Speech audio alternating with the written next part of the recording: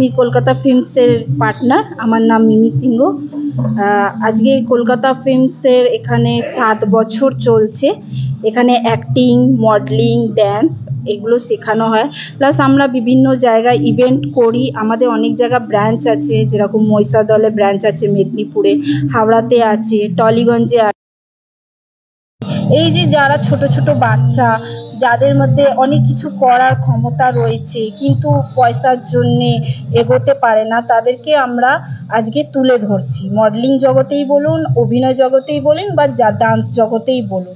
তো আজকে আমরা এই মডেলিং কন্টেস্টটা করেছি শুধু বাচ্চাদের জন্য না, বাচ্চা, টিনেজ, তারপর যারা আইডল, যাদের বয়স হয়ে গেছে, তাদের মনে একটা ভাবনা কি আমাদের বয়স হয়ে গেছে, আমরা কিছু করতে পারবো না। সেখানে কলকাতা ফিল্মস তাদেরকেও জায়গা দিয়েছে, তাদের মধ্যেও ক্ষমতা আছে, তারাও যেন কিছু করে দেখাতে পারে।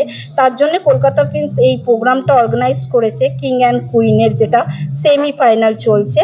তো এখানে বাচ্চা, বড়, যারা এজেড তারাও রয়েছে, সবাই মিলেই পার্টিসিপেট করছে, যাতে তাদের মনে যেন এটা না থাকে কি আমরা বয়স হয়ে গেছে বলে করতে পারবো না। বাচ্চারাও খুব ভালো করছে। তো আমরা এই প্রোগ্রামটা অর্গানাইজ করেছি, খুব ভালো লাগছে প্রোগ্রামটা করে। অনেক প্রতিমহারথীরাও এসছেন, অনেক ডিরেক্টররা, আর্টিস্টরা সবাই এসছেন, খুব ভালো লাগছে। আচ্ছা, উনি বললেন 7 বছর হয়েছে আপনাদের এই সংস্থা, আপনাদের একদম সাফল্য কতখানি?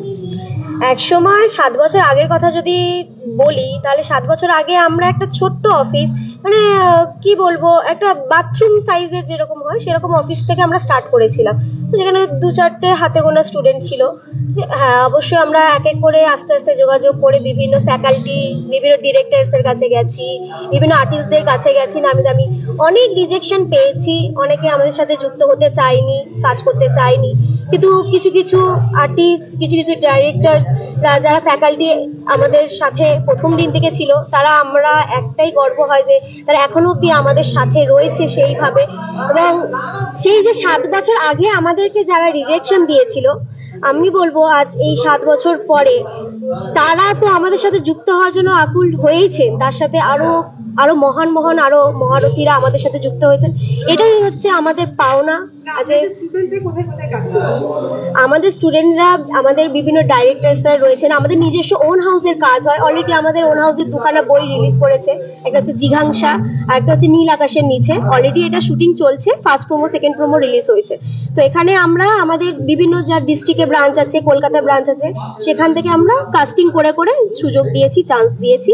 আর আমাদের অন্যান্য ফ্যাকাল্টি, ডিরেক্টরস, অন্যান্য প্রোডাকশনের সাথে তো আমরা যুক্ত রয়েইছি, সেখানকার কাজও আমরা আমাদের স্টুডেন্টদের দিই। শুধু এইটুখানি বলতে চাইবো যে আপনাদের, মানে যারা আমাকে দেখছেন, আমাদের কলকাতা ফিল্মসকে দেখছেন, তো তাদের অপোজিটে বলতে চাই যে আমি জানি না যে আপনাদের কত বড় সাফল্য দিতে পারবো, বলে দেবো না আপনাকে এক্ষুনি হিরো হিরোইন বানিয়ে দেবো। অবশ্যই যার যেরকম যোগ্যতা সেই অনুযায়ী আমরা কাজ দেব। কিন্তু একটা কথা বলবো, এখানে এটা এমন একটা ইন্ডাস্ট্রি, এখানে ধৈর্য না থাকলে কিছু করা যাবে না।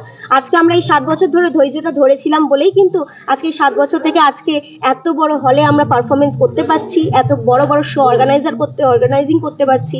আজকে সেই অর্গানাইজিং এর মধ্যে একটা সাফল্য হচ্ছে কিং অ্যান্ড কুইন অফ 2024, আর সেমিফাইনাল হচ্ছে, খুব শীঘ্রই আমাদের ফাইনাল আসতে চলেছে। নমস্কার।